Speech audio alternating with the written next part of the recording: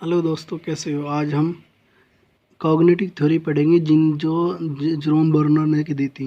Brunner द्वारा दी गई जो कॉग्निटिव डेवलपमेंट की थ्योरी है उसके बारे में पढ़ेंगे।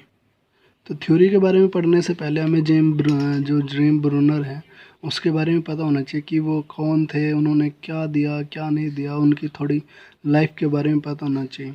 तो जो जेरोम ब्रूनर है उनको कॉग्निटिव का जो विज़न है, संज्ञानवाद जो है उसका, उनको क्या कहा जाता है?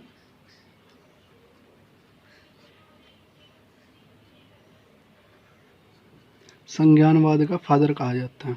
ये एक अमेरिकन साइकोलॉजिस्ट थे।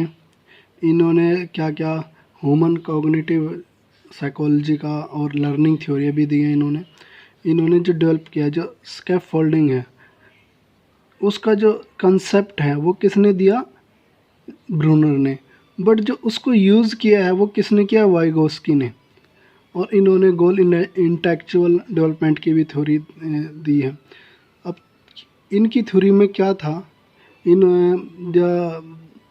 ब्रूनर की जो कॉग्निटिव थ्योरी है वो 3 बेसिस पे थी। उनकी 3 एक्सपेक्ट थे, उनकी 3 स्टेजेस थी। वो क्या थी कि इनएक्टिव, आइकॉनिक व सिंबॉलिक। इनएक्टिव सक्रिय रूप से जब चाइल्ड एक्टिव रहते हैं, और एक आइकॉनिक होता है जब उस चीज़ को देखकर बच्चा अपने संज्ञान का विकास करता है। सिंबॉलिक कहता है कि जब बच्चे में सिंबल के थ्रू संज्ञान का विकास होता है। इनको हम डिटेल में पढ़ेंगे कि इनएक्टिव क्या है। विच is the representation of the knowledge through the action. मतलब क्या है कि बच्चा जब एक्टिविटीज़ करके सीखता है तो वो अपने संज्ञान का विकास करता है। जैसे आपने देखा होगा छोटे बच्चों को ए फॉर एप्पल बताया जाता है, उसमें वो जो लर्नर है वो एक्टिव होते हैं, उसे सारी इंफॉर्मेशन कौन देता है? टीचर। और आइकॉनिक होता है कि अब बच्चे ने यहाँ तो सीख लिया कि सुनकर, पर which is the visual summarization of the images. जब बच्चा इमेजेस के थ्रू, कि पहले हमने उसको ए फॉर एप्पल बताया, अब एप्पल की इमेज दिखा दी उसे, और इमेज देख के वो पता लगा लेगा कि ये एप्पल है।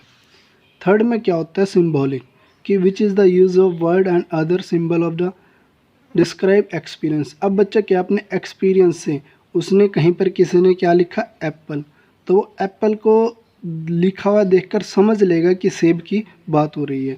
ये जो 3 स्टेजेस बताई है, इनएक्टिव, आइकॉनिक व सिंबॉलिक, ये एक दूसरे से जुड़ी हुई है। मतलब पहले इनएक्टिव आएगा, फिर आपका आइकॉनिक आएगा, फिर सिंबॉलिक आएगा। ये नहीं होगा कि ये ऊपर नीचे हो जाएंगे।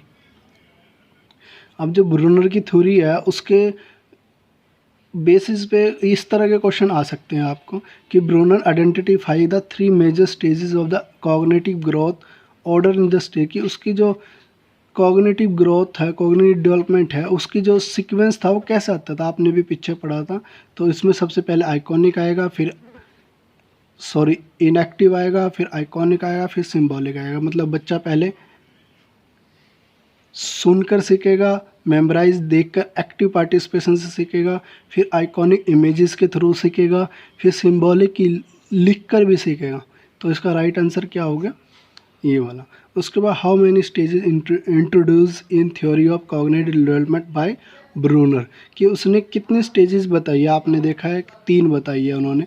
कौन कौन सी? ये आपने ऊपर देखा, इनएक्टिव, आइकॉनिक व सिंबॉलिक। उसके बाद आता है who was the developer of the concept of the scaffolding. Scaffolding का जो कंसेप्ट दिया किसने? जेरोम ब्रूनर ने। बट अगर आपसे इसकी जगह जो स्कैफोल्डिंग है उसका यूज़ किसने किया था? यूज़ किया था इसने। बट जो कंसेप्ट दिया वो, इसका राइट आंसर ये हो गया। उम्मीद है आपको आज ब्रूनर की जो थ्योरी है वो समझ में आई होगी। तो अगर वीडियो अच्छी लगे, लाइक, शेयर और सब्सक्राइब करना ना भूलें। Thank you.